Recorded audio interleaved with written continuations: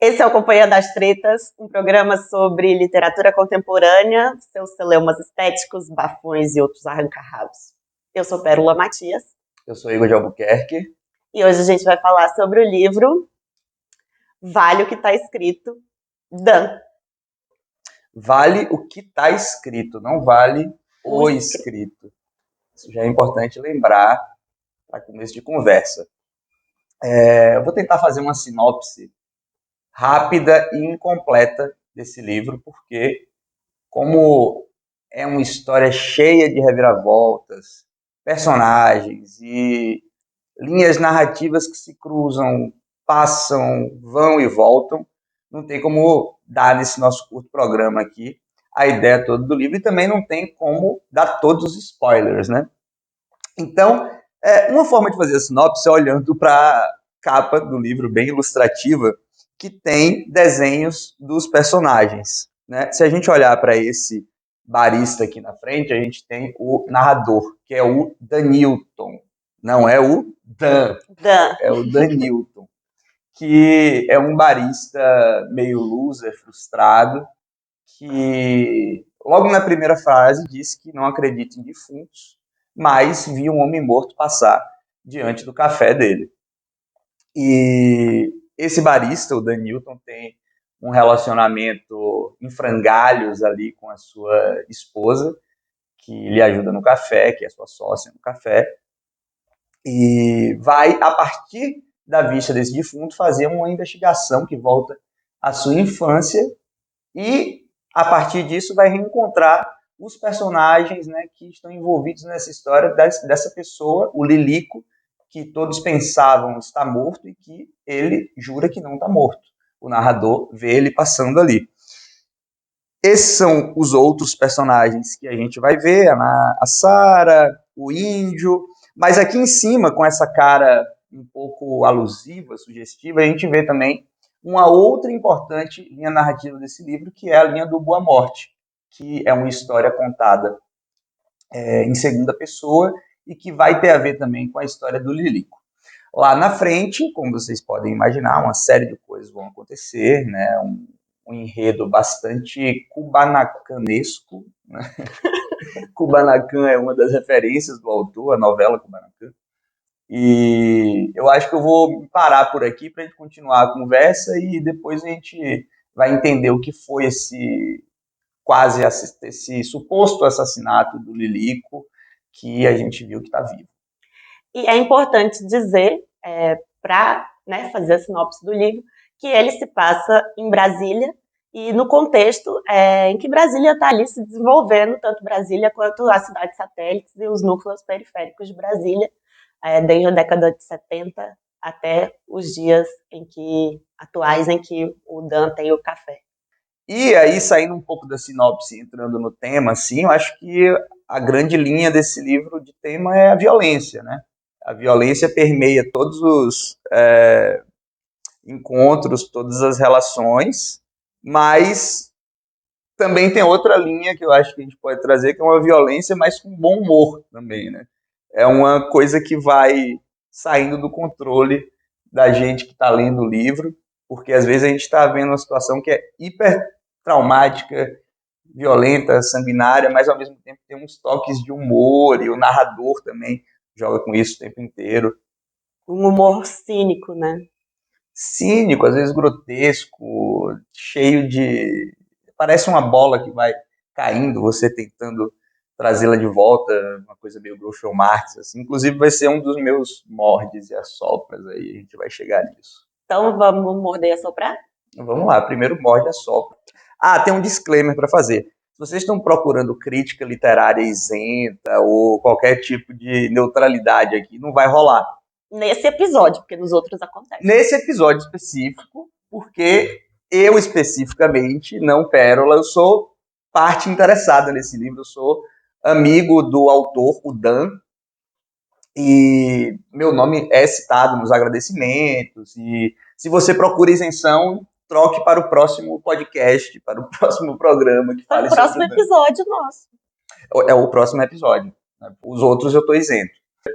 Mas eu não acho que gosto dele à toa, não só pela amizade, porque eu acho o livro um livro impressionante, é um livro escrito numa clave de estranha maestria para uma pessoa que está fazendo o primeiro livro. É um livro que eu acho que qualquer brasileiro que se meta da aula de escrita criativa deve usar, pode usar, deveria usar, porque há uma série de coisas a se ver com atenção. E eu acho que a primeira que eu vou trazer é uma lição de narrador mesmo. Assim. O narrador desse livro é muito engraçado, é um narrador odiável, uma pessoa com a moral um pouco dúbia, e, enfim, gente como a gente, né? Não tem como gostar. Não, claro, homenzíssimo, as questões das masculinidades estão todas postas ali. E aí eu vou trazer aqui uma pequena gradação de escrita mesmo, que tem a ver com a primeira frase do livro até uma frase na página 35, que vem com uma série de repetições, porque ele é o dono do café, né, no qual ele vê o Lilico passar. Aí a primeira frase do livro é: meu nome é Danilton, tenho 33 anos, não acredito em fantasmas, mas vi um homem que já morreu. Além disso, sou um barista. Ruim. E ele vai seguindo dizendo como ele não aprendeu direito a fazer o café, e ele é roubado, e dá tudo errado no café. Aí mais à frente, mais algumas páginas, ele chega. O problema é que, além de ser um barista ruim, eu também sou sócio do café em que trabalho.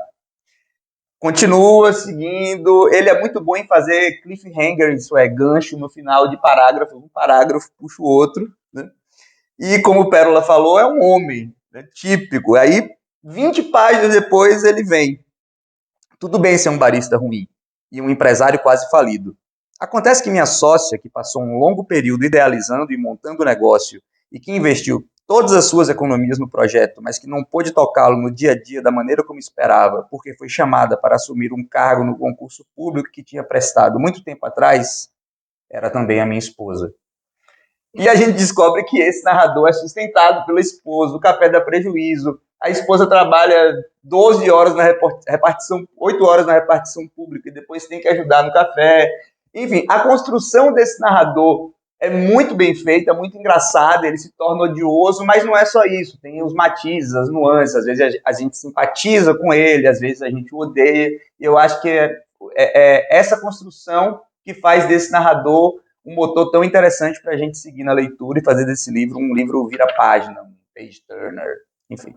Inclusive porque ele vai contar uma história absolutamente fantástica, com muitos detalhes, muitos personagens, e você não vai se perder, né? Assim, na história, mas também na a vibração ali de estar lendo aquele livro. É um livro que é muito difícil largar.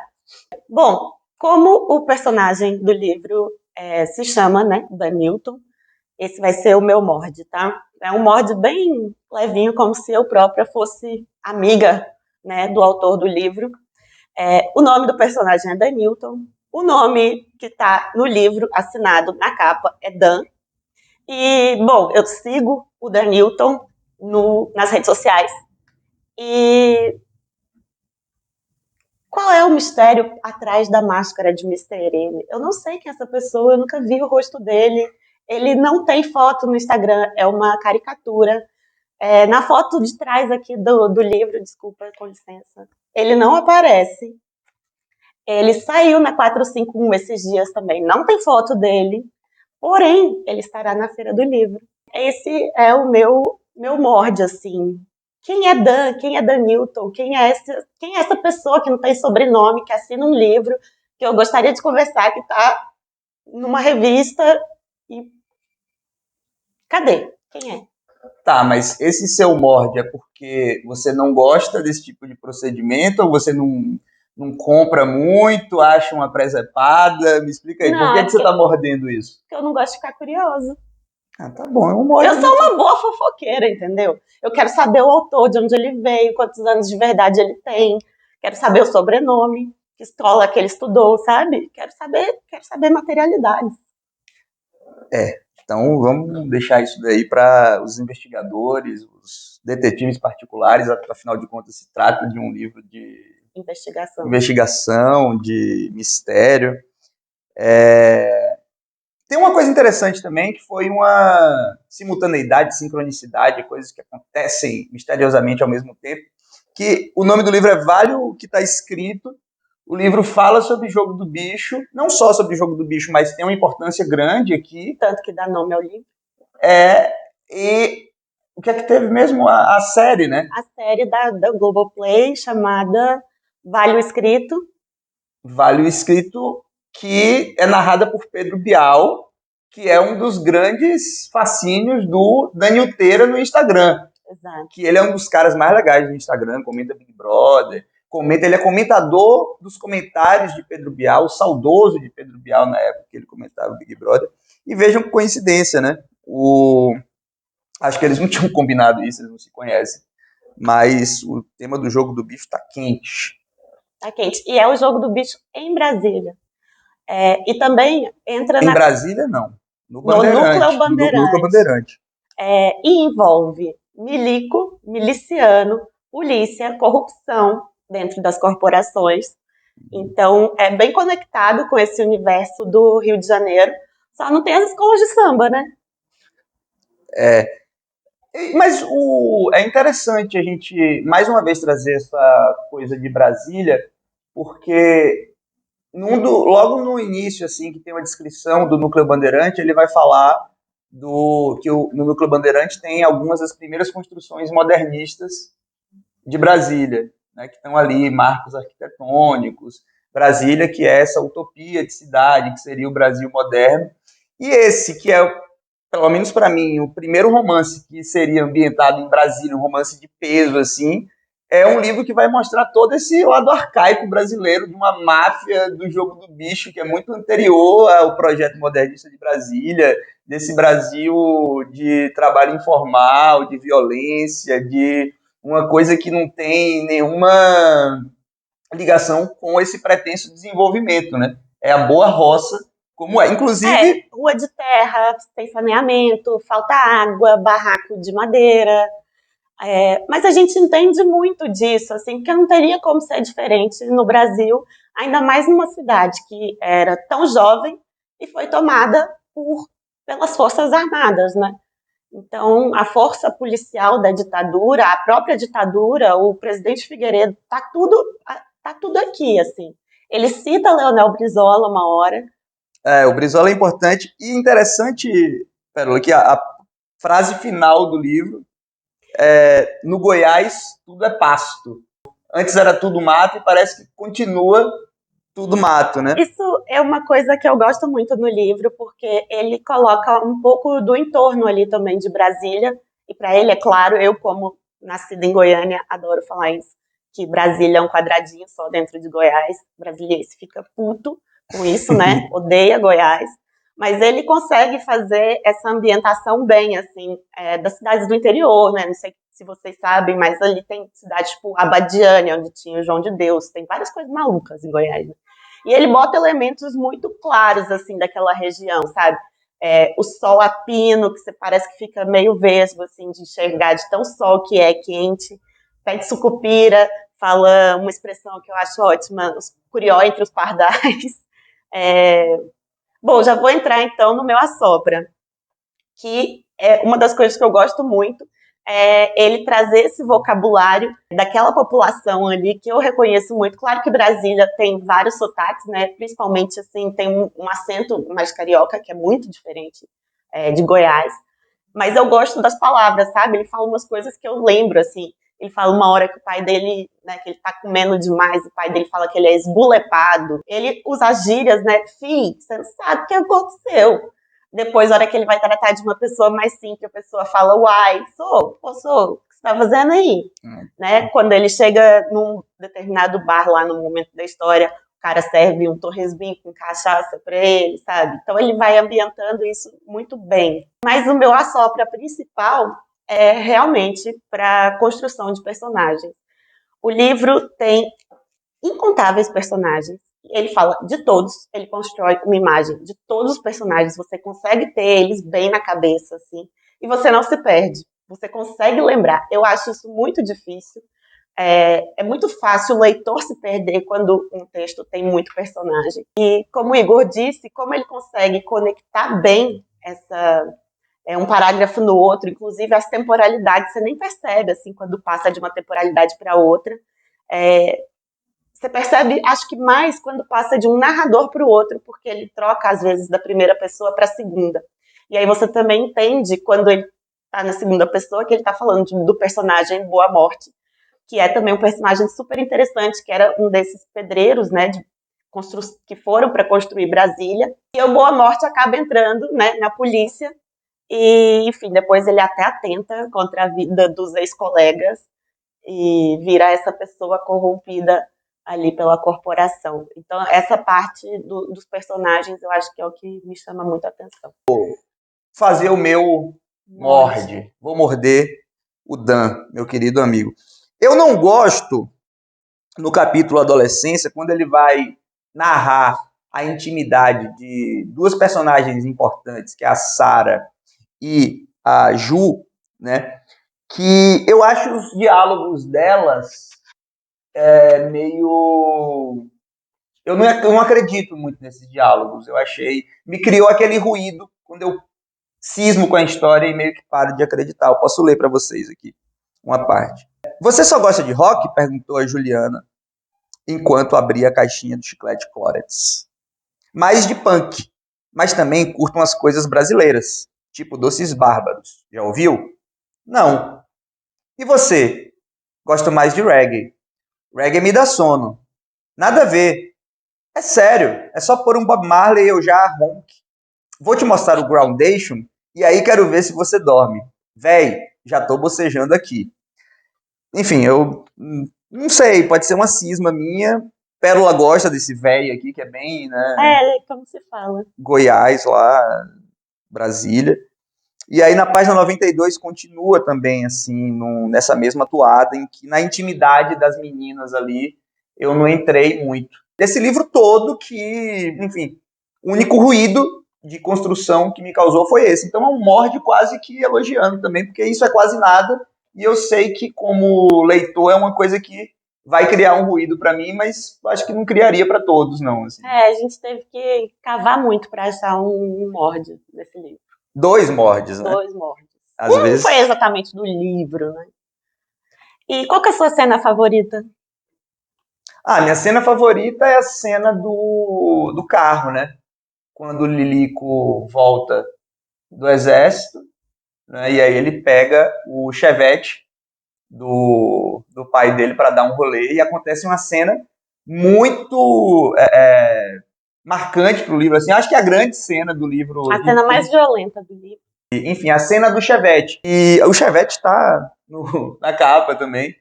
Falando assim, eu não quero dar o spoiler completo, isso daqui é para quem viu e para quem não viu o livro, né, para quem leu, mas eu acho aquela cena do Chevette a cena que eu mais gosto. Assim. Eu também. E de cena, porque a cena mais tensa, muito bem descrita, mas a que eu acho mais engraçada é quando o tio dele é preso dentro de casa. E essa a gente não pode contar mais, porque daria um spoiler... não dá. Muito gigantesco, mas é muito boa a cena. E vamos playlist, né? Tem muita referência de música no livro, assim como tem de televisão também, de novela, atores, apresentadores. Playlist... Pra falar a verdade, eu não pensei em playlist, porque já tem tanta coisa aqui, mas uma coisa que tá acontecendo é associar este homem, este escritor, este fantasma, não se sabe, a Faroeste Caboclo, né? Sou contra. Não sei. Tá acontecendo, na 451 saiu isso. Não. É muito óbvio. Ele não tem isso, ele não cita, sabe? Ele cita até Mariah Carey, I Still Believe. Então, assim, é um Alpha FM... Doces Bárbaros, Groundation, Tribo de Jack, é mais coisa Brasília do que isso. E tem também aquela coisa dele falar dos VJs dos anos 2000 ali, da MTV, aí vem toda a playlist daquela época, assim, né? Ele fala do Pearl Jam. Além de passar, assim, né, naquele ambiente Goiás, eu me identifico muito. Meu pai tinha um Chevette amarelo, não tinha TV a cabo em casa, só quando, né, vinha um pouquinho mais de dinheiro, depois acabava, era cortado também. Nossa, é muita identificação. Não, eu acho que para além de ser em Brasília, e deve ser legal conversar com quem é ali do Núcleo Bandeirante para ver como é que se sente, mas eu estava na Bahia nessa época, assim, né?